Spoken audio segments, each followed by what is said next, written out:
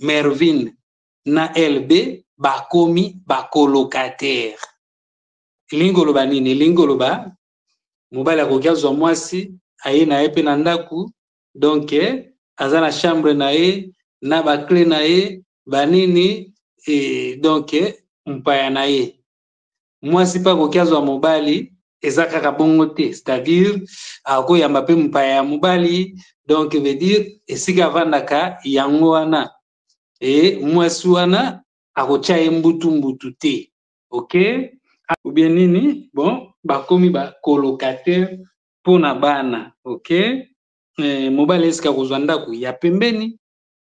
Mobali eske cette fois-ci soka kei akozonga? C'est vrai que basololaki, est-ce que c'était nécessaire à être sa public? Bon, bazo continuer kopesa ye ba conseil ba nini?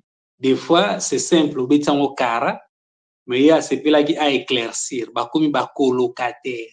Ngata on azoka ba proposition ya boye na boyaka, ok? Maintenir ndako eza mama na responsabilité, ndako ka yango moko.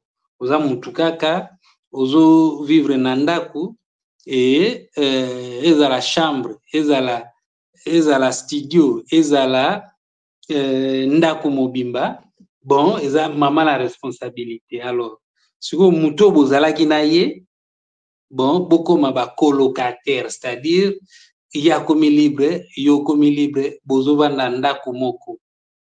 Nga na boyaki, surtout que ndako ezalaki na kombo na nga, bon namonaki yango mpenza, nazwa occasion ngwa 2-3 reprises, ok? So oza mpenza intégré te, bon peut-être ba masolo bongo pe tamso yoga na yo te. Ba colocataire, oyo eza ba colocataire normal te, ozali ba colocataire ya bato yo ba zalaka na relation amoureuse. Omoni ngata ngo nazwa ba proposition bongo, j'étais plus jeune mais na boyaka nga nazwa ba mama ba proposition ba ndenge na ndenge na ba vie amoureuse, style lo pe nazwaka, mais au peser au tali évaluer omoni ki ati. Donc ozwi pe décision moko boye oyo omoni ki eza favorable pour na yo. Alors toyebi ndenge osuka te, ok? Alobi bakomata lisusu na mbetu te, mais eloko esalaka mutu a permettre mutu mususu bamata na ye na mbetu ezali lisolo, ok?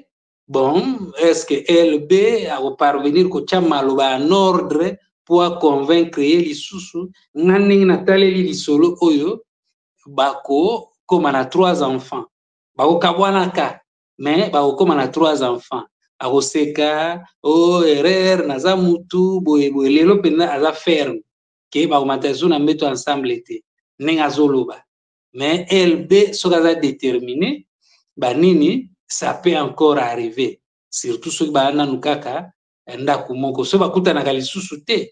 Bon, ça c'est tout à fait autre chose. Ou bien baza musika kokutana moko boye ya, donc veut dire basola makambo bana ya batamuke, ou bien na ba contexte moko boye na ba lié moko boye oyo ba possibilité on exact, ça c'est autre chose, ok? To kesikoyo